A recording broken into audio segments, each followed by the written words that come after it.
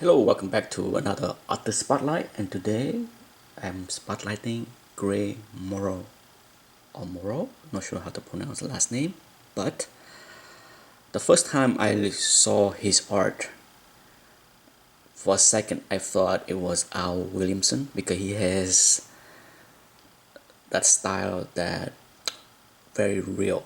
He draw real people really well. Definitely, his style fits the Western, the fantasy, the horror genre compared to the superheroes. As you can see right here, it's beautiful. And in my opinion, for sure, he's another one of many artists that would have done very well in the black and white format.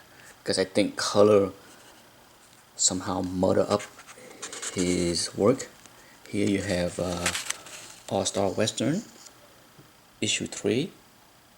He did the Diablo storylines for the early All-Star Western books, and as you can see, it has a beautiful cinematography kind of feel to it. It's gorgeous. He inked his own work most of the time.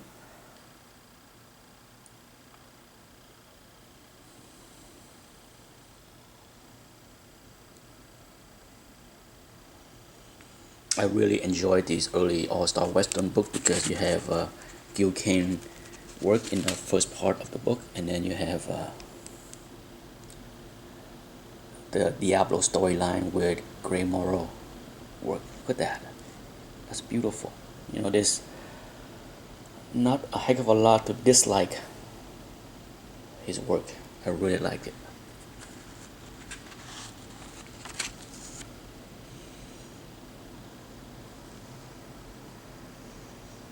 He does beautiful covers. He's certainly not very prolific for DC, but the work that he put out is definitely in high quality, in my opinion. If you're a fan of horror, western genre, you probably are familiar with his work. Just look at that, beautiful. Certainly, his style is not, the typical superhero dynamic action style of drawing. It's not, but it's a great fit for the western genre. Just look at that, beautiful.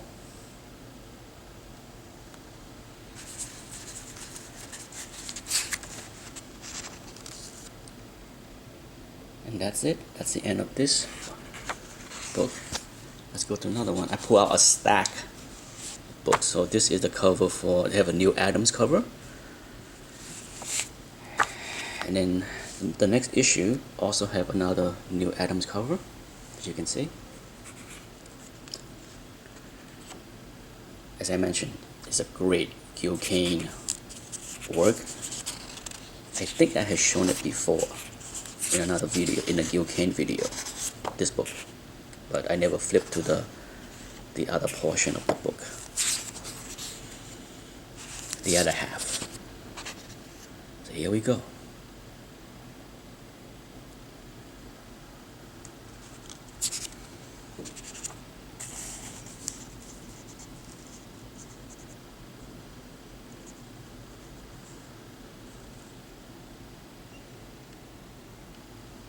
I like his perspective, his angle on the panels, because it feels like you're watching Western movies. It's really well done.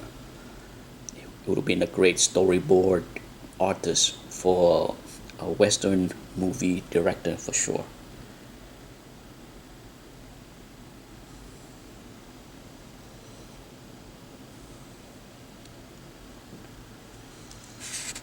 He also did some superhero stuff, but I don't have anything that is superheroes as far as his work, so I'm not sure what kind of result he has with superheroes. But look at this. It's almost like a photograph.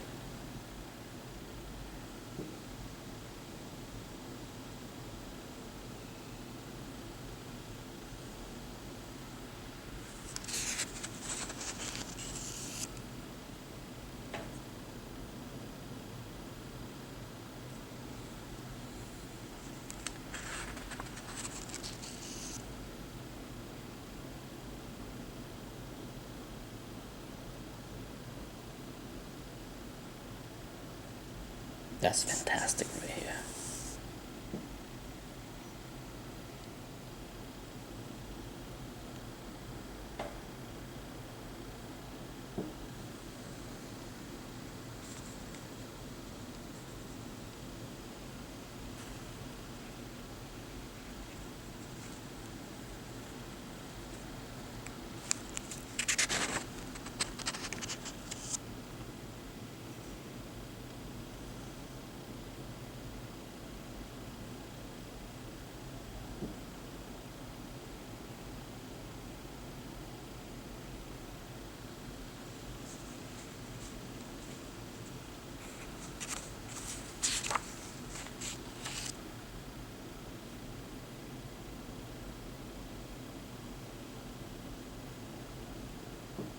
When I go through this book, certainly, to me it feels as if he used image from Western movies as reference to do all this drawing because it looks so real. Like this character, right? He looked like a lot like a Clint Eastwood spaghetti western movie. Like this scene right here, this panel.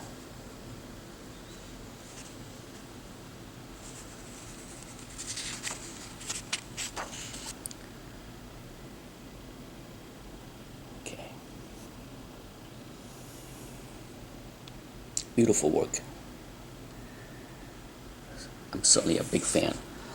And then let's switch over to his work in a horror. Here is one of the cover he did, probably one of the lesser beauty cover. It's a nice cover, but he's done a lot nicer looking covers. This one to me is nothing special.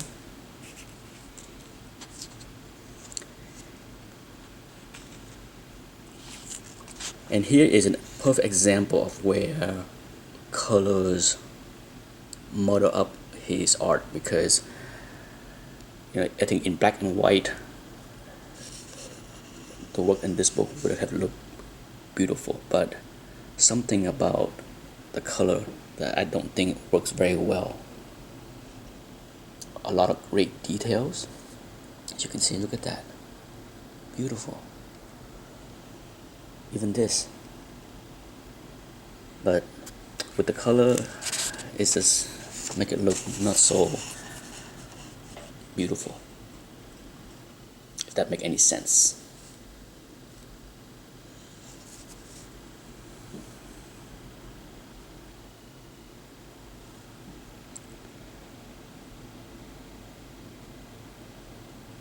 I think black and white sometimes make a picture much clearer, sharper.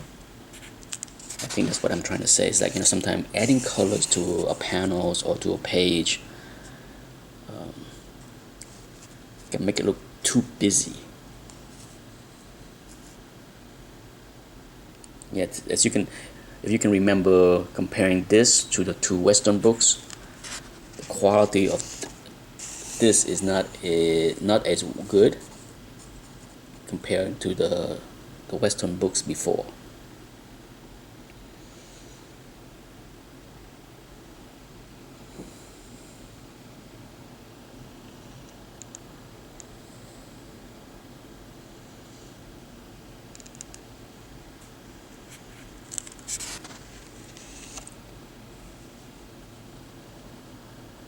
Perhaps he was trying, to add a little bit to his work to make it fit the horror genre, and I don't think the experiment worked, in my opinion. And as you can see in the next two books I show, he's changed his style a little bit, and the result is much better.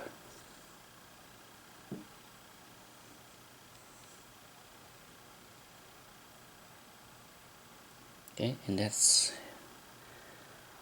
as far as concerned, the work on this issue is okay. Okay, nothing stand out, nothing that would make you say, wow, love the work. Okay, now 1 month later, let's jump to 1 month later. Okay, as he switch up his style and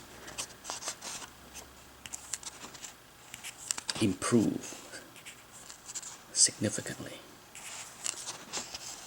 in my opinion. Here we go. Okay, just 1 month later.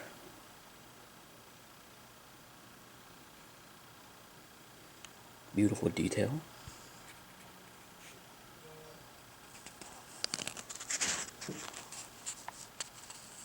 See, this, for this issue, as you can see, is more sci-fi than horror.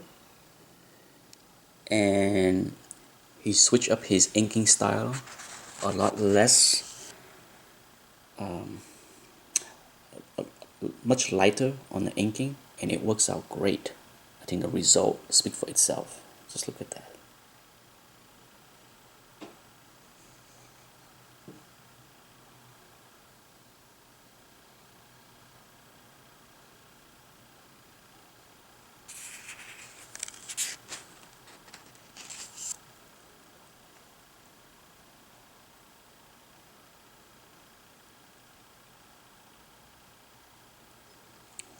Check out this page. The Storenko psychedelic.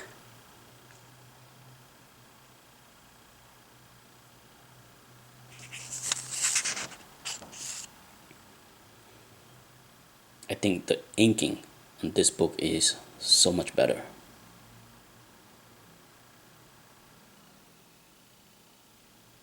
Perhaps somebody else inked this book. I did not look at the credits to see if somebody else inked up this book, but as you can see, beautiful work.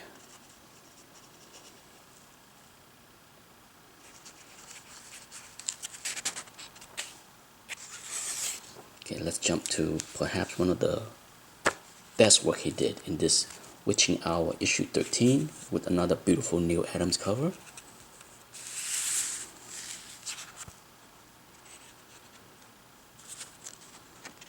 Here we go.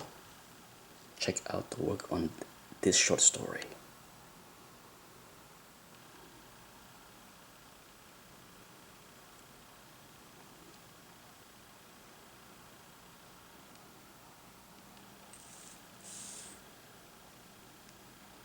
It's like watching an episode of The Twilight Zone.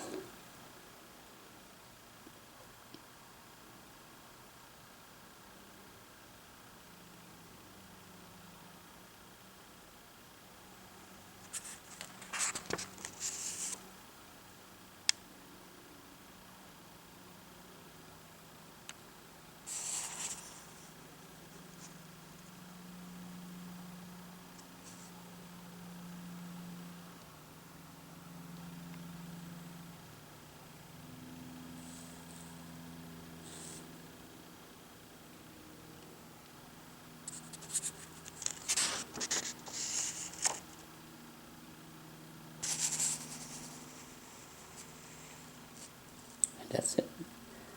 That's the end of the story. Okay, I will do a separate video for my favorite work that he did, Savage Tale 1, the intro of Man Thing. So look out for that video. But that book, that short story deserve a video of its own so that I can show every single panel as slowly as possible. Thanks for watching.